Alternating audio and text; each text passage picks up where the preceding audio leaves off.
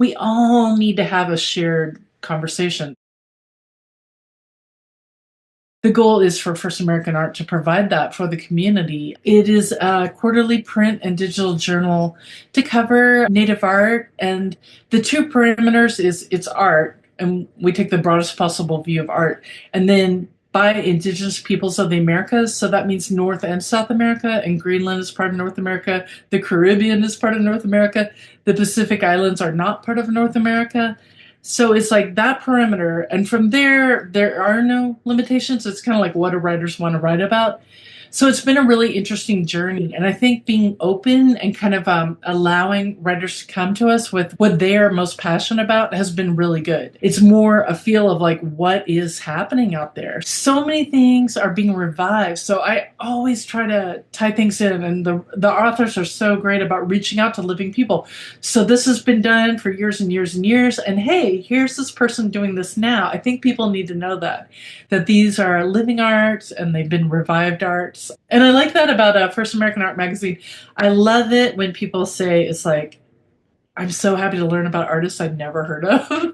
Our view is like, oh my God, there's so many talented artists. There are so many talented artists. And then Native art is very much based in region. You know, some people don't live anywhere near their tribes, but a lot it's like, well, we want to hear about all the regions. You know, what are the regions that we don't hear of?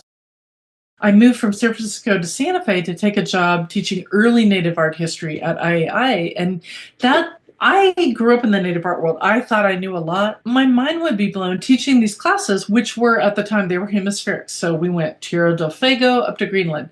I was just like, oh my God, this is so amazing. I got to share this. Okay, I got to reach more people. And I'll do it through writing. I started a blog. Then I thought I would write for existing publications, but it really didn't seem that there was a good outlet. And then several of them have since ceased to publish. So Native Peoples is no longer with us. American Indian Art Magazine, which was an important 40-year run magazine. That is incredible. I am grateful to them. But they closed down. So it's like, well, we need our own platform.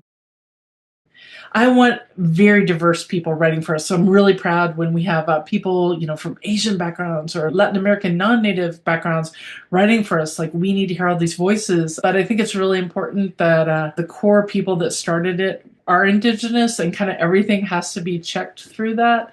And it's been a sacrifice, but I think this has been a really important platform.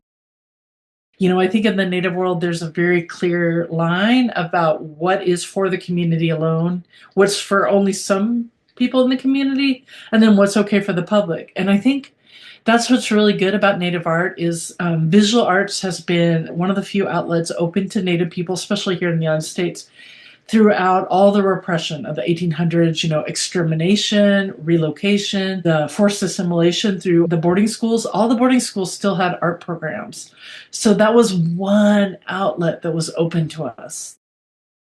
I'm really excited that the Amarin Museum out in Dragoon, Arizona invited me to have a 1-year retrospective called Woman of Her Word, Art and Text of America Meredith. I dearly miss being a visual artist and being a painter. Something that's always been kind of consistent is the pairing of visuals and writing. I was really on a quest to find out what is the strongest visual representation of Cherokee people.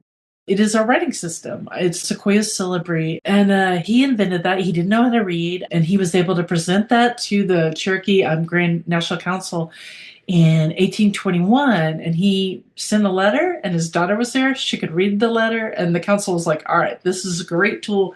You're right. We need this. And then within weeks, people were able to read and write. And then very shortly, we published the first tribal newspaper in North America. It was in Cherokee and English. So the writing is really important. And then here in Oklahoma, there is a lot of cultural exchange between tribes, which, you know, pre-contact, we all kind of shared information. So that's natural. We do have songs that are only ours, but we do have songs that we've also shared with Muskogee Creek people, you know, and dances that we've shared with other Southeastern tribes. When it comes to different like encoded writing and you know, illustrated text, there's kind of a feel that I don't even need to know they're there. I don't need to know the levels of information, But I just love that there is levels, that the positioning means something, color means something.